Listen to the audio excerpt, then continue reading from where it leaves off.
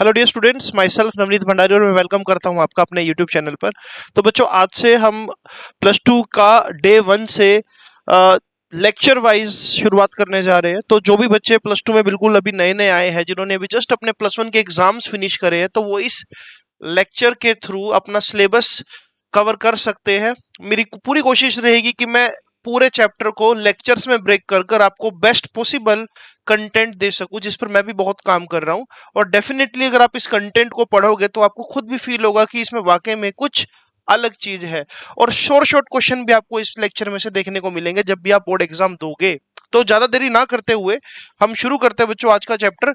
सबसे पहला जो प्लस टू का चैप्टर है बच्चों, उस चैप्टर का नाम है इलेक्ट्रिक चार्ज एंड फील्ड्स। और बेसिकली ये पूरी यूनिट जो है, इस पूरी यूनिट का नाम है इलेक्ट्रोस्टैटिक्स। इसमें दो चैप्टर्स आएंगे, पहला चैप्टर ये है और जो यूनिट का नाम है वो है इलेक्ट्रोस्टैटिक्स। बच्चों, प्लस वन की फिजिक्स और प्लस टू की फिजिक्स में बहुत फर्क है। प्लस टू की जो फिजिक्स है वो थोड़ी सी इमेजिनेशन बेस्ड है।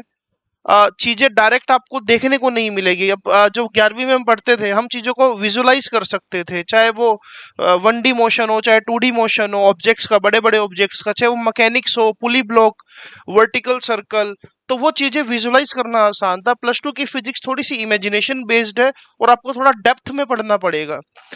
यहाँ पर सिर्फ डेरिवेशंस पढ़कर काम नहीं होगा। आपको पता ही है कि प्लस टू का जो फिजिक्स का पेपर है स्पेशली, वो पिछले कुछ सालों से बहुत ही हाई लेवल आ रहा है और टॉपर्स बच्चों के लिए भी 70 में से 70 लाना थोड़ा मुश्किल होता जा रहा है। ओके, तो ये बातें मैं करता ही रहूंगा खैर बीच बीच में।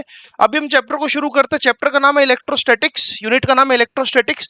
तो आपको पता होना चाहिए कि बच्चों यहाँ पर इलेक्ट्रो का मतलब क्या है, चार्ज, और स्टैटिक का मतलब क्या है, at rest.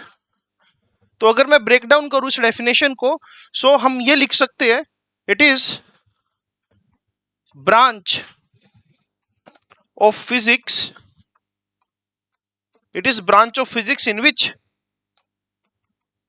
we study about charge and its properties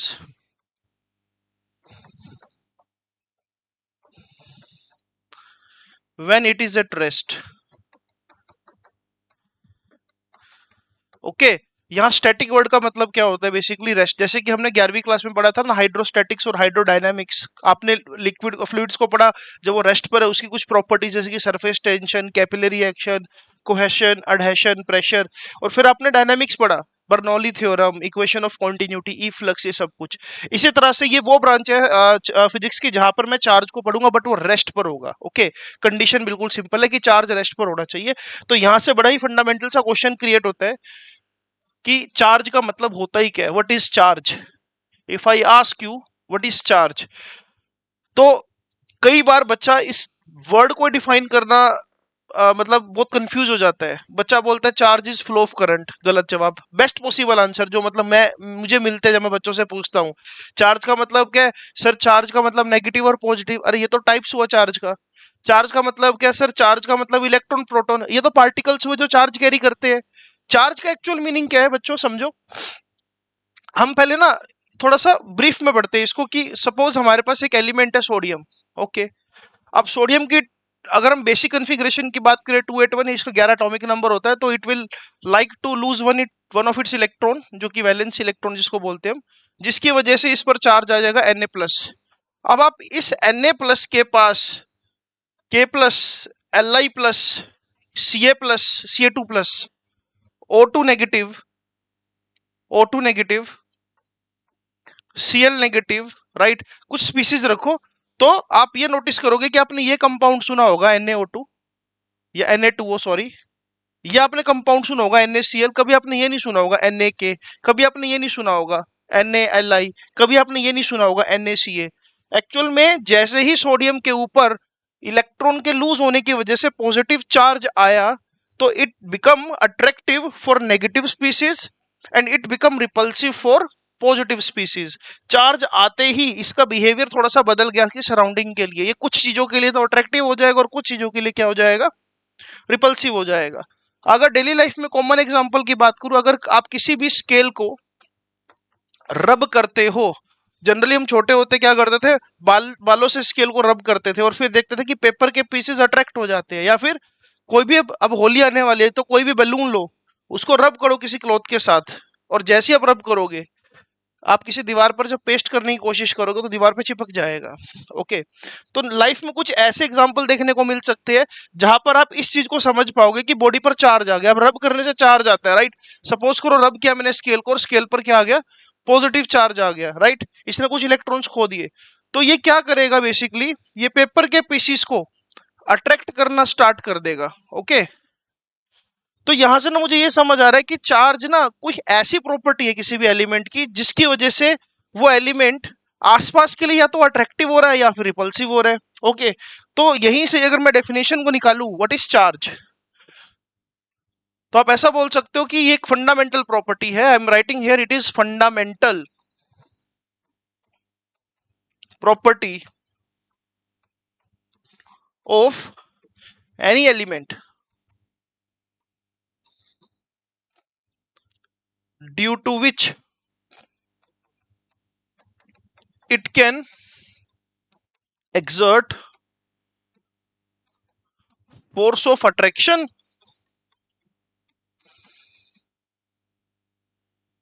or repulsion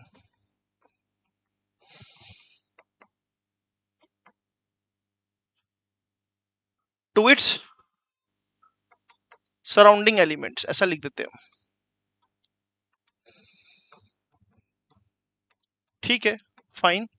अगर मैं चार्ज को डिफाइन करने लगूं तो चार्ज की जो सिंबल होता है, चार्ज का सिंबल बच्चों जनरली क्या होता है, क्यू, राइट। वैसे क्यू हम तब यूज करते हैं जब बड़ा चार्ज हो गई, हम इसको बोल देते हैं सोर्स चार्ज। और चार्ज का सिंबल क्या होता है बच्चों, स्मॉल क्यू भी होता है।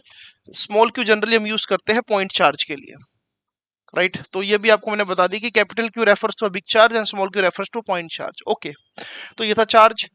अब यहां पर ना एक चीज और समझते हैं बच्चों कि चार्ज आता कैसे है। बड़ी फंडामेंटल और बिल्कुल सिंपल सा क्वेश्चन है। मेथड्स, या फिर हम ऐसा बोलते हैं, how how a body become charge body, how a body become charge body, किसी बॉडी पर चार्ज आने का तरीका क्या है। एक सिंपल सी बात बताता हूं, अगर आपने थोड़ा सा भी अगर एटम को पढ़ा है तो हम ये जानते हैं कि भाई एटम का जो सेंट्रल पार्ट है वो न्यूक्लियस है, अकॉर्डिंग टू रदरफोर्ड जो उसने एक्सपेरिमेंट किया था। और इस न्यूक्लियस के अराउंड जो स्टेशनरी ऑर्बिट्स है उसमें कुछ इलेक्ट्रॉन्स रिवॉल्व करते हैं, राइट। तो ऐसे बहुत सारे ऑर्बिट्स हम बना सकते हैं, आप देख बनाने को बना भी सकते हो। तो ये इलेक्ट्रॉन्स है। अब जनरली क्या होता है कि इलेक्ट्रॉन्स इलेक्ट्रॉन्स को अगर हम बाहर से कुछ भी एनर्जी दे, अगर इलेक्ट्रॉन्स को बाहर से कुछ भी एनर्जी दे तो हम इलेक्ट्रॉन्स को किक आउट कर सकते हैं, can be removed, electrons can be removed. और जब भी कोई इलेक्ट्रॉन किसी एटम से निकलता है तो वो क्या कर देगा बेसिकली, उस पर्टिकुलर एटम को, सपोज वो एक्स एटम है तो उसको क्या कर देगा, पॉजिटिव। अगर दो इलेक्ट्रॉन्स निकल गए तो टू पॉजिटिव, तीन इलेक्ट्रॉन्स निकल गए तो थ्री पॉजिटिव। ओके, और सपोज ये इलेक्ट्रॉन किसी अनदर एलिमेंट्स में जाकर, क्या किसी और एलिमेंट में जाकर अगर ऐड हो जाए, राइट, तो उस एलिमेंट, मतलब वो एलिमेंट अगर वाई है तो वो एलिमेंट हो जाएगा वन नेगेटिव।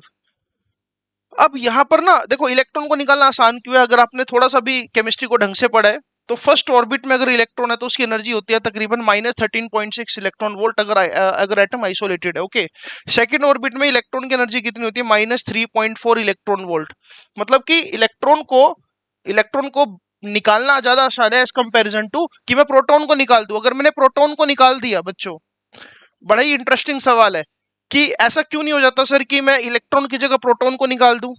प्रोटॉन को निकाल दूंगा तो हो सकता है बॉडी नेगेटिवली चार्ज हो जाए, या प्रोटॉन को ऐड कर दूं, हो सकता है बॉडी पॉजिटिवली चार्ज हो जाए। ये बहुत मुश्किल है क्योंकि जो प्रोटॉन है बेसिकली वो न्यूक्लियस के अंदर है, और न्यूक्लियस के अंदर न्यूक्लियर फोर्स एग्जिस्ट करते हैं। ओके, न्यूक्लियर फोर्स इलेक्ट्रॉन और न्यूक्लियस के बीच का जो फोर्स है उससे तकरीबन तकरीबन 1 लाख टाइम्स स्ट्रॉन्गर है। एक रफ आइडिया दे रहा हूं मैं कि बहुत ज्यादा स्ट्रॉन्गर है, 1 लाख गुना ज्यादा स्ट्रॉन्गर है। ओके, या तुम ऐसा बोल सकते हो कि ये तो इलेक्ट्रॉन वोल्ट में है ना, अगर इसको बाहर से अगर हमने कुछ देना है तो जनरली एक न्यूक्लियस को ब्रेक डाउन करने के लिए हमको मेगा इलेक्ट्रॉन वोल्ट में एनर्जी देनी पड़ती है। और 1 मेगा इलेक्ट्रॉन वोल्ट जो होता है वो 10⁻6 इलेक्ट्रॉन वोल्ट के बराबर होता है, राइट।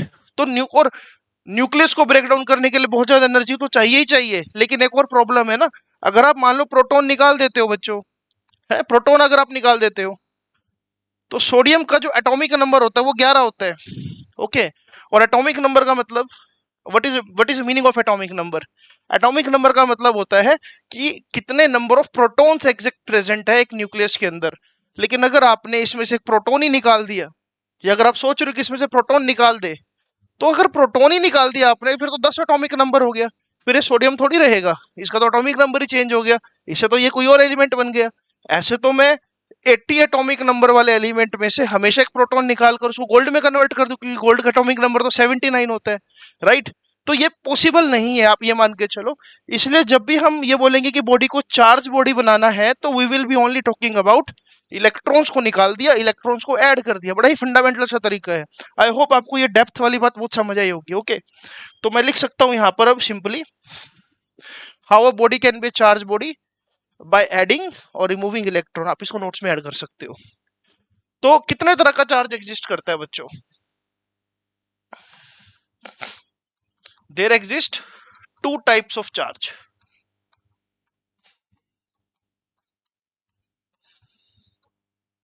वो कौन कौन सा चार्ज है भला, आप जानते हो बच्चों? या तो पॉजिटिव चार्ज होगा, या फिर क्या होगा, नेगेटिव चार्ज होगा। दो ही तरह का चार्ज होता है। अगर आप बोलते हो कि तीन तरह का सर, एक न्यूट्रल, अरे न्यूट्रल कोई चार्ज नहीं होता, राइट। पॉजिटिव चार्ज की सिंपल सी वजह क्या है, लॉस ऑफ इलेक्ट्रॉन। और नेगेटिव चार्ज की सिंपल सी वजह क्या है बच्चों, गेन ऑफ इलेक्ट्रॉन्स। सही है बॉस, बिल्कुल सही है, सही है। अब इन बिटवीन आपको एक चीज बता देता हूं मैं, जो एसआई यूनिट होती है चार्ज की, वो जनरली क्या होती है, coulomb, okay. SI unit for charge is basically coulomb. इसके अदर यूनिट्स भी है कुछ, जैसे कि फ्रैंकलिन, जिसको हम स्टैट कूलम्ब भी बोल देते हैं, ईएसयू भी बोल देते हैं, राइट। अदर यूनिट्स अगर आप लिखना चाहो तो, अदर यूनिट क्या होती है, बेसिकली स्टैट कूलम्ब। कई बुक्स में आपको देखने को मिल जाएगा, बट यूज कहीं नहीं होती है, राइट। और एक रिलेशन है कि 1 coulomb equals to 3 into 10⁻⁻10 times of coulomb, मतलब सॉरी, 1 कूलम के अंदर, हाँ 1 कूलम के अंदर 3 इंटू 10⁻10 स्टैट कूलम होते हैं। बट इसका कोई यूज नहीं होगा इतना, आप चाहो तो इसको फिर भी लिख सकते हो अपनी मतलब सेटिस्फेक्शन के लिए। तो ये था कि हाँ, किसी बॉडी पर कितने तरह का चार्ज आ सकता है और तरीका क्या है। इलेक्ट्रॉनिक क्यों, अभी मैंने आपको रीजन समझाया। अब यहां पर एक और चीज की बात करते हैं बच्चों। अगर मैं आपको बोलता हूं व्हाट इज स्मॉलेस्ट, एक सिंपल सा सवाल, व्हाट इज स्मॉलेस्ट पार्टिकल और charge which can exist in a nature independently?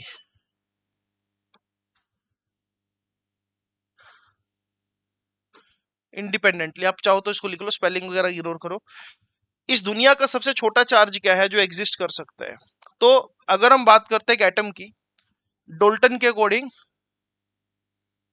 सबसे छोटी चीज इस दुनिया की क्या थी, एटम। फिर बहुत सारे मॉडल्स है, Thompson model, Rutherford model, Bohr model. फिर हम इस नतीजे पर पहुंचे कि एक्चुअल में किसी भी एटम के अंदर, किसी भी एटम के अंदर तीन तरह के पार्टिकल्स एग्जिस्ट करते हैं, प्रोटॉन, इलेक्ट्रॉन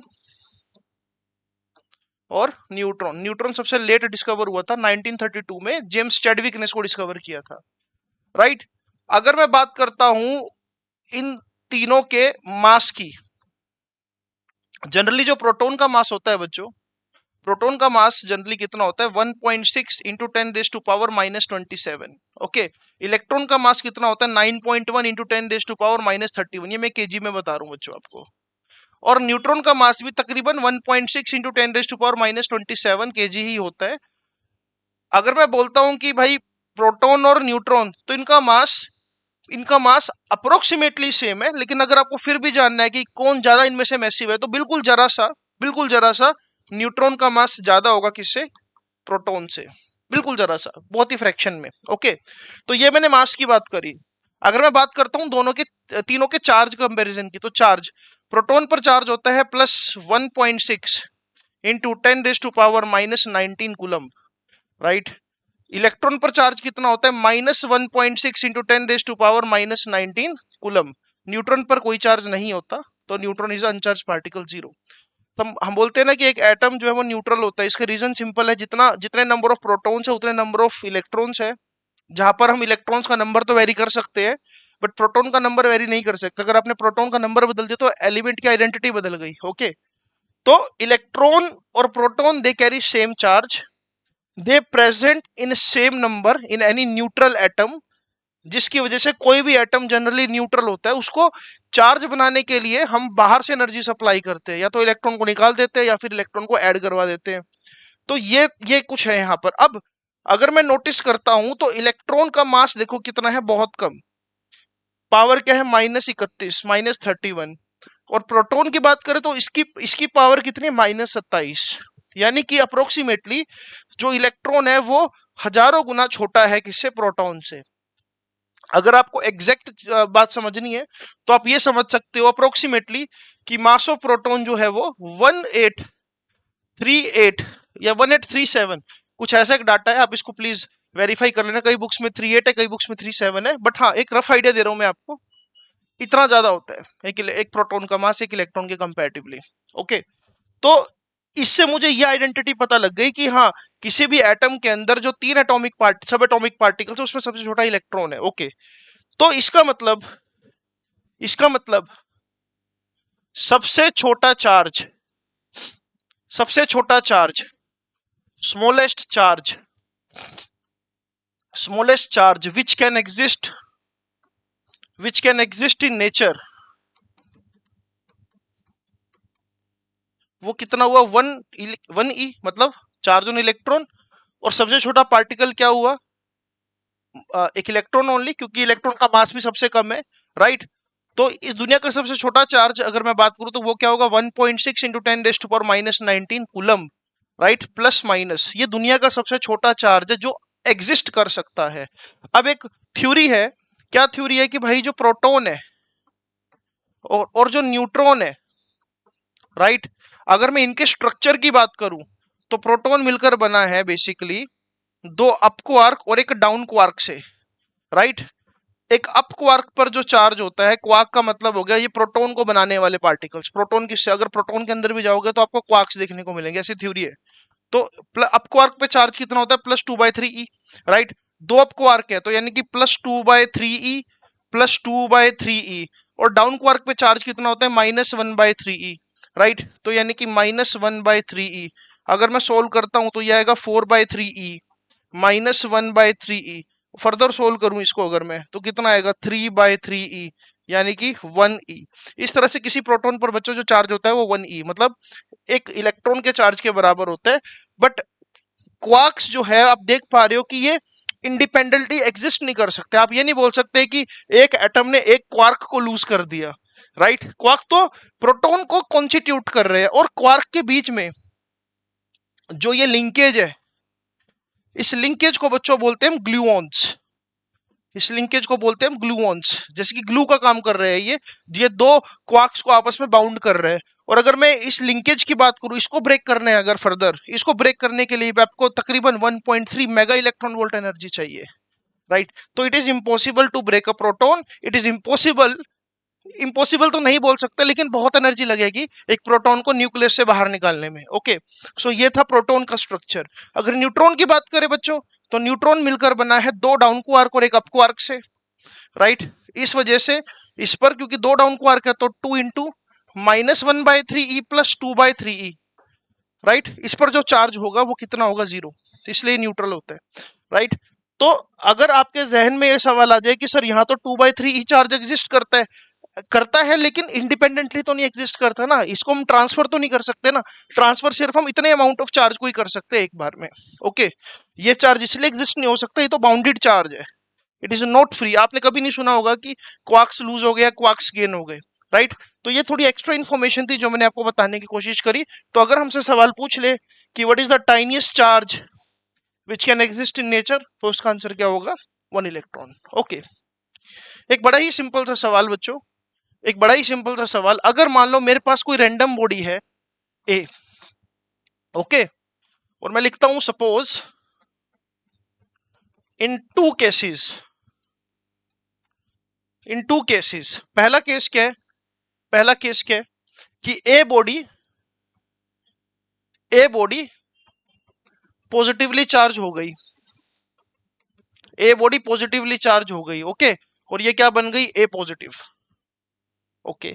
सेकंड केस क्या है बच्चों, यही ए बॉडी यही ए बॉडी क्या बन गई, नेगेटिवली चार्ज। अगर यही ए बॉडी नेगेटिवली चार्ज होगी तो मैं बोलता हूं ए नेगेटिव। तो क्या किसी बॉडी पर आ जाने से चार्ज, अगर किसी बॉडी पर अगर चार्ज आ गया, क्या उसका मास चेंज होगा?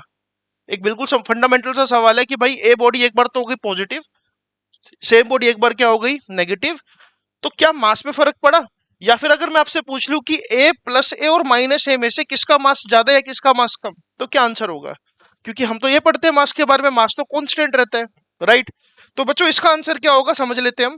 इसका आंसर ये है कि एक्चुअल में क्या प्रोसेस हुई है यहाँ पर हुआ लॉस ऑफ इलेक्ट्रॉन। एक रफ नंबर सोच लेता हूँ, loss of 100 electrons. Body negative charge हुई है तो यहां पर मैं रफ नंबर सोच लेता हूं, गेन ऑफ 100 इलेक्ट्रॉन्स। क्या इलेक्ट्रॉन जब लॉस होंगे तो क्या वो अपने मास को भी साथ लेकर जाएंगे? इलेक्ट्रॉन घोष तो है नहीं, भूत तो है नहीं इलेक्ट्रॉन, क्योंकि अभी हमने पढ़ा है कि एक इलेक्ट्रॉन का फिक्स मास होता है। कितना मास होता है? 9.1 इंटू 10⁻⁻31, राइट, इतना मास होता है। तो अगर इस न्यूट्रल बॉडी का पहले मास अगर m था और इलेक्ट्रॉन कितने लूज हो गए 100, तो नया मास क्या ये होना चाहिए बच्चों, m-100 me। क्या नया मास ये होना चाहिए? सेम इन सेकंड केस, अगर इस पर 100 इलेक्ट्रॉन्स आ गए हैं, गेन हो गए हैं, तो क्या इसका नया मास ये होना चाहिए, m+100 me। इससे ये पता लगता है कि हमेशा एक नेगेटिवली चार्ज बॉडी का मास ज्यादा मिलेगा आपको, राइट, न्यूट्रल बॉडी का मास तो उससे कम, और सबसे कम मास किसका होगा बच्चों, जो बॉडी पॉजिटिवली चार्ज हुई है। तो ये आपको पता होना चाहिए। मास, इलेक्ट्रॉन के साथ मास भी ट्रांसफर होता है तो स्लाइटली, और वो बहुत जरा सा होता है, स्लाइटली चेंज देखने को मिलेगा मास में। तो ये भी हमको पता लग गया कि yes, charging and discharging affect mass of body. आप इसको एज अ की पॉइंट भी लिख सकते हो। ओके, थोड़ा सा और आगे चलते हैं इसमें। तो इसके बाद हम बात करते हैं बच्चों प्रॉपर्टीज की, properties of charge, right. Charge की क्या क्या प्रॉपर्टीज है? सबसे पहली प्रॉपर्टी तो मेरे ख्याल से यही होगी कि एक स्केलर क्वांटिटी है, स्केलर फिजिकल क्वांटिटी है, राइट। या फिर मैं बोल सकता हूं स्केलर फिजिकल क्वांटिटी है, इसलिए एडिटिव भी है नेचर में, एडिटिव इन नेचर। ये एडिटिव नेचर का मतलब क्या हुआ यार? अगर मैं तुमको बोल देता हूं कि 2 coulomb charge, 10 coulomb charge, 15 coulomb charge और 2 कूलम चार्ज, ये 4 चार्जेस है मेरे पास, Q1, ये है Q2, ये है Q3 और ये है Q4, और मैं पूछता हूँ क्या बताओ टोटल चार्ज कितना? तो आपको इसमें कोई एंगल देखने की जरूरत थोड़ी है, कोई डायरेक्शन देखने की जरूरत थोड़ी है। आप बोलोगे अच्छा ये 4 तो स्केलर क्वांटिटी, और स्केलर क्वांटिटी को डायरेक्ट बोल सकता हूं मैं क्या, कि total charge Q1 plus Q2 plus Q3 plus Q4। तो टोटल चार्ज कितना होगा बच्चों? 2 प्लस 10 प्लस 15 प्लस 2, राइट, यानी कि 12 प्लस 17, यानी कि कितना हो जाएगा ये 29 कूलम चार्ज। डायरेक्टली जोड़ दिया, स्केलर क्वांटिटी इसलिए मैं डायरेक्टली जोड़ सकता हूं, additive in nature, it is a scalar quantity. Second और बहुत इंपॉर्टेंट बात बच्चों, जनरली जनरली लिख देता हूं या फिर ऐसा बोल देता हूं, same charge, same charge, same charges always, not always खैर, same charges repel each other, same charge repel each other and opposite charges attract each other। Same charge हमेशा एक दूसरे को क्या करते हैं, रिपेल, और अपोजिट चार्ज क्या करते हैं, अट्रैक्ट। बिल्कुल सिंपल सी बात, अगर दो पॉजिटिव पॉजिटिव बॉडी है तो they will be always repelling each other. अगर दो अपोजिट चार्ज बॉडी है, नेगेटिव और positive, so they will always attract each other. But actual में ये सिर्फ थ्योरी है। अगर आप न्यूक्लियस की बात करो, न्यूक्लियस के अंदर ये चीज आपको फेल होती हुई नजर आएगी, क्योंकि न्यूक्लियस के अंदर न्यूक्लियस के अंदर अगर आप नोट करो तो दो प्रोटॉन्स आपस में स्ट्रांगली अट्रैक्ट कर रहे हैं, तभी तो एग्जिस्ट कर रहा है न्यूक्लियस। न्यूक्लियस के अंदर बहुत सारे प्रोटॉन्स और न्यूट्रॉन्स है, राइट। तो वहां पर न्यूक्लियर फोर्स एग्जिस्ट करता है, तो हम बोलेंगे कि हाँ यार ठीक है, चार्जेस एक दूसरे को रिपेल करते हैं अगर वो सेम है, चार्जेस अगर अपोजिट है तो एक दूसरे को अट्रैक्ट करेंगे। बट ये मैं ऑलवेज नहीं बोल सकता, क्योंकि मुझे तो देखने को मिल रहा है न्यूक्लियस के अंदर पॉजिटिव चार्ज एक दूसरे को क्या कर रहा है, रिपेल कर रहा है। और जनरली ऐसा भी होता है, कई बार ऐसा भी होता है, मैं आपको एक चीज बता देता हूँ कि अगर एक बहुत बड़ा बॉडी है जो कि पॉजिटिवली चार्ज है, मान लो, राइट, और इसके सामने अगर एक बहुत छोटे मैग्नीट्यूड की बॉडी रखते हैं जिस पर भी पॉजिटिव चार्ज है, तो कई बार ऐसे देखने को मिलता है कि इन्फ्लुएंस की वजह से यहाँ पर कुछ नेगेटिव चार्ज डेवलप हो जाएगा फोर्स ऑफ अट्रैक्शन की वजह से। इसको बेसिकली पोलराइजेशन बोलते हैं, जिसके बारे में मैं आगे पढ़ूंगा। तो तब भी देखने को मिलता है कि अगर एक बहुत बड़े पॉजिटिव के सामने कम पॉजिटिव चार्ज की बॉडी रखो, तब भी उसके बीच में कहीं ना कहीं फोर्स ऑफ अट्रैक्शन देखने को मिल जाती है। इसलिए मैंने यहाँ पर एक ऑलवेज वर्ड यूज नहीं करा। आई होप आपको ये बात समझ आ गई होगी। हम बोलेंगे कि रिपेल करता है, 99.9% रिपेल करता है सेम चार्ज, बट हम ऑलवेज वर्ड यूज नहीं करेंगे क्योंकि टर्म्स एंड कंडीशन तो अप्लाई है बॉस। ओके, तो ये मैंने दो प्रॉपर्टीज की बात करी। तीसरी property, in any chemical reaction, in any chemical reaction,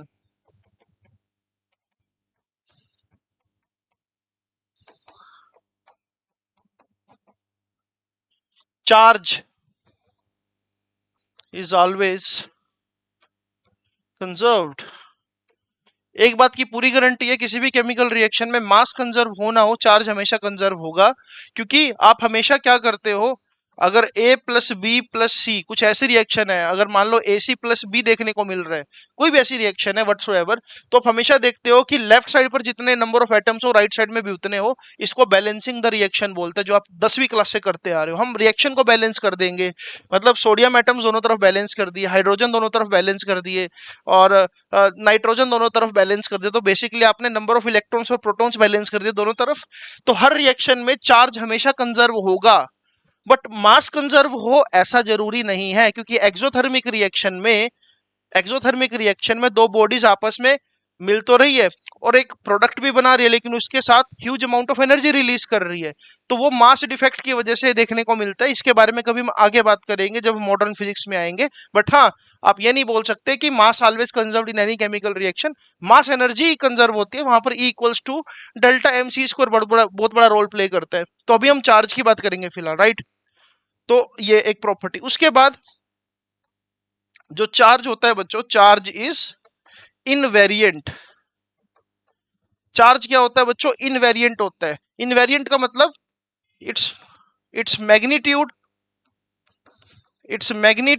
and polarity, its magnitude and polarity do not change, its magnitude and polarity do not change with motion। Simple सी बात अगर मैं बोलूं कि अगर किसी बॉडी के ऊपर बच्चों -2 कूलम चार्ज, अगर वो रेस्ट पर है तब भी -2 कूलम ही होगा। अगर वो बॉडी मूव करने लग जाए तब भी -2 कूलम भी होगा। अगर मान लो वो 100 मीटर पर सेकंड से मूव कर रही है, अगर वो माइनस अगर वो अगर वही -2 कूलम की बॉडी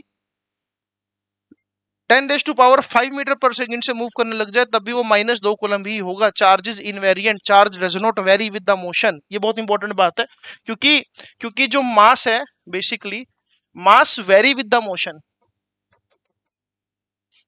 जब भी आप एनसीईआरटी की किताब उठाओगे, कोई हेल्प बुक उठाओगे, तो वहां पर दे रखा होगा कि एक्चुअल में बॉडी का जो मास होता है, एक्चुअल मास किसके बराबर होता है, रेस्ट मास अपॉन √1 - v²/c²।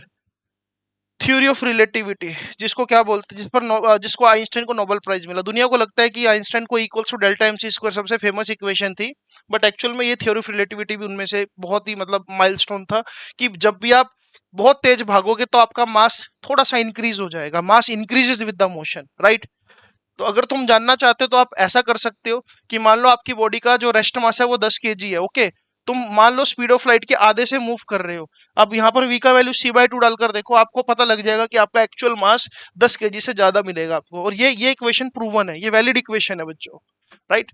तो अगेन एक्स्ट्रा बात मैंने आपको बता दी, कल को अगर इक्वेशन दिख जाए कहीं पर तो आपको पता होगा कि इस इक्वेशन का क्या मतलब है। It is just a relative, it is a relative to that कि भी चार्ज तो वेरी नहीं करेगा बट मास वेरी करता है। चार्ज और मास को जनरली हम कंपेयर करते होते हैं, ओके ठीक है। अगली प्रॉपर्टी हम ऐसा बोल सकते हैं जो कि सबसे ज्यादा इंपॉर्टेंट है बच्चों, बहुत ज्यादा इंपॉर्टेंट, इस पर आपको सवाल देखने को मिल सकता है। चार्ज इज क्वांटाइज्ड, ये क्वांटाइज्ड वर्ड बहुत इंपॉर्टेंट है। अब मैं आपको समझाता हूं। क्वांटाइज्ड का मतलब ये भी हो सकता है डिस्क्रीट नेचर, डिस्क्रीट नेचर। थोड़ा सा और डिटेल में बताता हूं।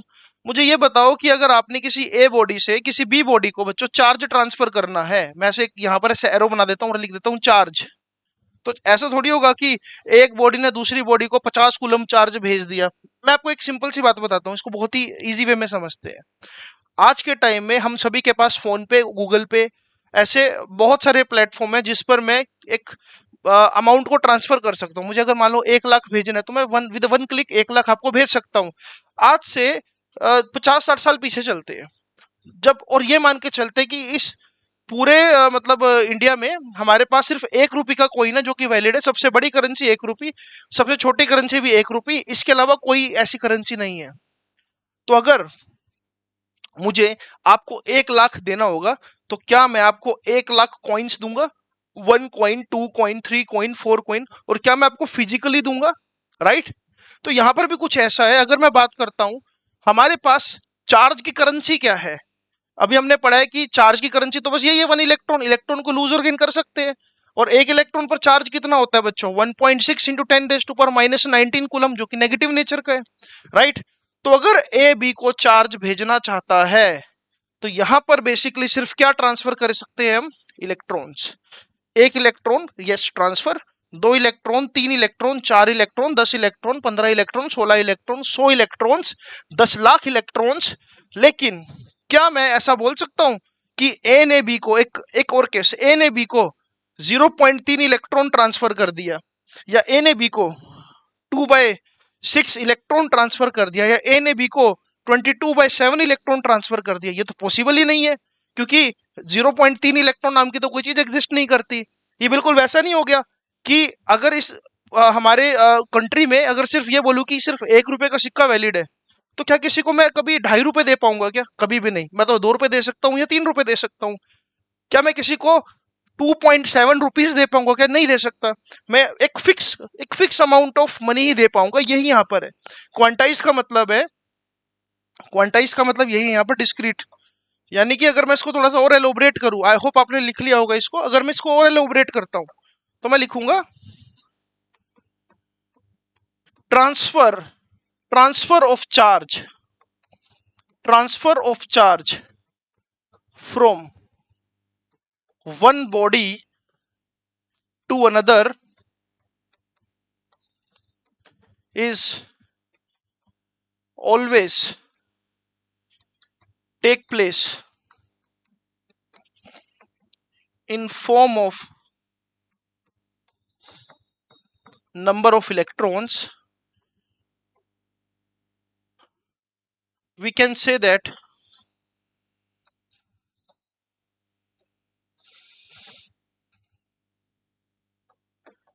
number of electron should be integral multiple of whole number,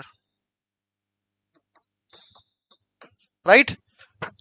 यानी कि चार्ज को हम लिख सकते हैं प्लस माइनस एन ई। अगर मैं किसी बॉडी पर चार्ज भेजूंगा तो it should be like this only, जहां पर इस एन का मतलब क्या हो सकता है? 1 2 3 4 अप टू एन, और ये एक integral multiple of whole number होगा, कभी भी ये फ्रैक्शन में नहीं होगा। ओके, तो इससे क्या समझ आ रहा है बॉस? इससे ये समझ आ रहा है कि एन को अगर मैं लिखना चाहूं तो क्या लिख सकता हूं? Q/E। तो मैं ये चीज चेक कर सकता हूं कि क्या ये चार्ज का ट्रांसफर पॉसिबल है या नहीं है। राइट। डिस्क्रीट का मतलब है 1 by 1 इलेक्ट्रॉन जाएंगे। ये कुछ ऐसा ही है कि अगर आपने, अब जैसे होली का एग्जांपल ले रहा हूँ, होली आने वाली है क्योंकि, कि अगर आपने मान लो किसी को गीला करना है तो आपके पास दो ऑप्शन है, या तो पाइप कनेक्ट करो, पाइप का नोजल आप वाटर टैप में डालो, टैप को ऑन करो, पानी कॉन्टिन्यूसली एक पर्सन पे जाकर गिर रहा है और वो भीग रहा है। आप सोचो कि हम क्या कर रहे हैं, अब एक दूसरी पॉसिबिलिटी, हमने एक फिक्स अमाउंट के बैलून्स, मतलब एक सेम साइज के बहुत सारे बैलून्स पानी के भर लिए, और पानी भी अगर दूसरे बंदे पर पानी फेंकना है तो मैं वो बैलून्स को कंटिन्यूसली फेंक रहा हूँ। जस्ट माइंड में इमेजिन करो, बैलून्स को फेंक रहा हूँ, एक बैलून, दो बैलून, तीन बैलून, चार बैलून, पांच बैलून, राइट। तो यही यही चार्ज का ट्रांसफर का नेचर है, डिस्क्रीट प्रोसेस है। एक बॉडी से दूसरी बॉडी पर एक इलेक्ट्रॉन, दो इलेक्ट्रॉन, तीन इलेक्ट्रॉन ऐसे जाते हुए नजर आ रही है, कॉन्टिन्यूअस नहीं है, ये डिस्क्रीट है, राइट। तो अब इससे मैं एक सवाल आपसे पूछ सकता हूं, बिल्कुल सिंपल सा सवाल। इफ, या फिर हम ऐसा बोलते, check, check which of following, check which of following charge transfer, which of following charge transfer is possible। Check करते, पहला केस कि ए ने बी को कितना चार्ज दिया, 1.9 इंटू 10⁻⁻16 कूलम। सेकेंड केस, ए ने बी को कितना चार्ज दिया, 1.44 इंटू 10⁻⁻, ये 19 आएगा यहाँ पर, -19 कूलम। थर्ड केस, ए ने बी को कितना चार्ज दिया, 3.2 इंटू 10⁻⁻19 कूलम। फोर्थ केस, ए ने बी को कितना चार्ज दिया, 1.6 कूलम। फिफ्थ केस, ए ने बी को कितना चार्ज दिया, 6.8 इंटू 10⁻⁻19 कूलम। तो हम इन सभी पॉसिबिलिटीज को बच्चों चेक करते हैं कि इनमें से कौन सी पॉसिबिलिटी सही है। ऐसा क्वेश्चन आपको मिल सकता है। तो पहली पॉसिबिलिटी के बारे में सोचता हूं, मुझे वैलिडेट कैसे करना है इस चीज को। मैं जानता हूं कि क्वांटाइजेशन के अकॉर्डिंग क्या should be equals to NE, number of electrons निकाल लेते, चार्ज डिवाइड बाय E, जहां पर E का मतलब है चार्ज ऑन इलेक्ट्रॉन, Q का मतलब कितना चार्ज ट्रांसफर हुआ। अब ए ने बी को कितना चार्ज भेजा है बच्चों, 1.9 इंटू 10⁻⁻19 कूलम, और डिवाइड किससे कर दूंगा मैं, 1.6 इंटू 10⁻⁻19 से। तो ये कितना आ जाएगा बच्चों, 19/16। अब ये एक फ्रैक्शन में रहेगा ये डेफिनेटली, क्योंकि 1 पॉइंट समथिंग आएगा। तो मैं बोलूंगा कि ये वाला चार्ज ट्रांसफर पॉसिबल नहीं है, क्योंकि एन का वैल्यू तो होल नंबर आना चाहिए। सेकेंड केस, एन किसके बराबर हो जाएगा यहाँ पर, 1.44 इंटू 10⁻⁻19 डिवाइड बाय 1.6 इंटू 10⁻⁻19। अगर इसको सोल्व करता हूं तो 144 डिवाइड बाय 16, सोल्व करूंगा तो 9 आएगा, यस। यानी कि 9 इलेक्ट्रॉन ट्रांसफर हो रहे हैं, जो कि पॉसिबल है। तो ये वाला चार्ज ट्रांसफर वैलिडेट है, ये पॉसिबल है। अगला देखते हैं, अगला 3.2 इंटू 10⁻⁻19 डिवाइड बाय 1.6 इंटू 10⁻⁻19, यानी कि 32, 32 डिवाइड बाय 16, यानी कि 2 इलेक्ट्रॉन, बिल्कुल पॉसिबल है। अगला देखते हैं 1.6 कूलम, 1.6 डिवाइड बाय 1.6 इंटू 10⁻⁻19, तो कितना आएगा ये, 16/16, और पावर -19 नीचे, तो ऊपर जाकर कितनी हो जाएगी, 10⁻19। तो यानी कि 10⁻19 इलेक्ट्रॉन्स, अगेन एक होल नंबर है, फ्रैक्शन में नहीं है, तो ये भी पॉसिबल माना जाएगा। अगला 6.8, 6.8 इंटू 10⁻⁻19 डिवाइड बाय 1.6 इंटू 10⁻⁻19, जब सोल्व करूंगा तो 68/16 आएगा, जो कि कितना होगा, 4 point something. Again not possible. तो क्वांटाइजेशन ऑफ चार्ज अपने को ये बताता है कि कौन सा चार्ज ट्रांसफर पॉसिबल है और किस तरह से एक बॉडी से दूसरी बॉडी पर चार्ज ट्रांसफर होता है, राइट। तो ये मैंने आपको एक सिंपली बताने की कोशिश करी कि चार्ज के, इस लेक्चर में अब तक क्या आउटकम है, यही तो है आउटकम। चार्ज क्या है, चार्ज के टाइप्स क्या है, चार्ज ट्रांसफर कैसे होता है, और चार्ज के ट्रांसफर होने से बॉडी पर क्या चेंजेस आते हैं, जैसे कि मैंने बताया कि मास चेंज हो जाएगा। ओके, तो अगर मैं आपको एक सिंपल सा क्वेश्चन दूं बच्चों, राइट, एक सिंपल सा क्वेश्चन देता हूं मैं आपको। अगर मैं बोलता हूं कि इफ, ये एनसीईआरटी इंडेक्स क्वेश्चन है, इफ अ बॉडी, ये एग्जाम्पलर में होगा, मतलब है एनसीईआरटी से रिलेटेड कहीं पर, if a body is losing, if a body is losing 10⁻⁹ electrons per second, right, if a body is losing 10⁻⁹ electrons per second, अगर मैं बोलता हूं आपको कि कोई भी बॉडी है और इसमें से इतने इलेक्ट्रॉन्स हर सेकंड में निकल रहे हैं। Okay, in how much time, in how much time it will gain 1 coulomb charge. तो ये आपका एक सवाल है और जो कि इंपॉर्टेंट है, थोड़ा दिमाग लगाते हैं इसके अंदर। एक बॉडी में से इतने इलेक्ट्रॉन्स हर सेकंड निकल रहे हैं तो कितना टाइम के बाद इस बॉडी पर 1 कूलम चार्ज आ जाएगा। तो ये समझने के लिए आपको क्या करना पड़ेगा, आपको पहले ये समझना पड़ेगा कि 1 कूलम चार्ज लाने के लिए कितने इलेक्ट्रॉन्स निकालने पड़ेंगे। तो मैं ऐसा करता हूं, सबसे पहले लिखता हूं, कलर चेंज कर लेते पेन का। सबसे पहले मैं लिखता हूं यहां पर बच्चों, number of electrons in 1 coulomb charge. और लॉजिक क्या है, वही क्वांटाइजेशन का फॉर्मूला लगाऊंगा कि क्यू किसके बराबर होगा, एन ई के। तो मुझे तो एन ही निकालना है, तो किसके बराबर बच्चों, क्यू बाय ई के। क्यू का वैल्यू कितना, 1 कूलम, तो 1 coulomb divide by 1.6 into 10⁻⁻19। Solve करेंगे तो हो जाएगा 10/16 इंटू 10⁻19। और सोल्व करूंगा तो यह आएगा 0.625 सॉरी इंटू 10⁻19, यानी कि 625 इंटू 10⁻16। तो मुझे मेरी बात का आंसर मिल गया बच्चों, मुझे मेरी बात का आंसर मिल गया कि 1 कूलम्ब के लिए कितने इलेक्ट्रॉन्स को लूज करवाना पड़ेगा, 625 इंटू 10⁻16। तो ये मेरा स्टेप 1 था। मैंने ये चेक करा कि 1 कूलम चार्ज लाना है तो इसमें से कितने इलेक्ट्रॉन्स को निकलना पड़ेगा, इतने सारे इलेक्ट्रॉन्स को, 625 इंटू 10⁻⁻19 सॉरी 16। तो इतने इलेक्ट्रॉन्स इसमें से निकालने पड़ेंगे। ओके, तो आगे क्या, आगे फर्दर प्रोसीड करते क्वेश्चन को। अभी इसको मैथमेटिकल क्वेश्चन बना देते हैं। मैं ऐसा लिखता हूं, बिल्कुल सिंपल, मैं ऐसा लिखता हूं कि 10⁻9 इलेक्ट्रॉन्स निकलने में कितना टाइम लगता है। आप बोलोगे कि 1 सेकेंड, क्योंकि यही गिवन है ना, 1 सेकेंड में इतने इलेक्ट्रॉन्स निकल रहे हैं। ओके, तो 1 इलेक्ट्रॉन को निकलने में कितना टाइम लगेगा, 1 डिवाइड बाय 10⁻9। ठीक है, तो कितने इलेक्ट्रॉन्स निकालने हमने 1 कूलम लाने के लिए, 625 इंटू 10⁻16। तो कितना टाइम लगेगा, 1/10⁻9 इंटू 625 इंटू 10⁻16। तो कितना टाइम लगेगा, 625 इंटू 10⁻16 - 9, मतलब कि 625 इंटू 10⁻7 सेकेंड्स। तो ये हमारा आंसर होगा, इतना टाइम लग जाएगा 1 कूलम चार्ज लाने के लिए। तो बहुत ही सिंपल सा सवाल था, देखो राइट, आपके सामने ही है। तो मैं आपको एक क्वेश्चन दे रहा हूं, इस लेक्चर को यहीं पे थोड़ा सा वाइंड अप करते हैं। तो मैं आपको एक क्वेश्चन दे रहा हूं बच्चों, जिसका आंसर आप मुझे कमेंट बॉक्स में बताएंगे, और मुझे बहुत खुशी होगी अगर आप इस लेक्चर को यहां तक देखकर इस क्वेश्चन का आंसर मुझे कमेंट बॉक्स में दोगे, राइट। तो क्वेश्चन ये है, if a body is losing 10⁻16 electrons per second, in how much time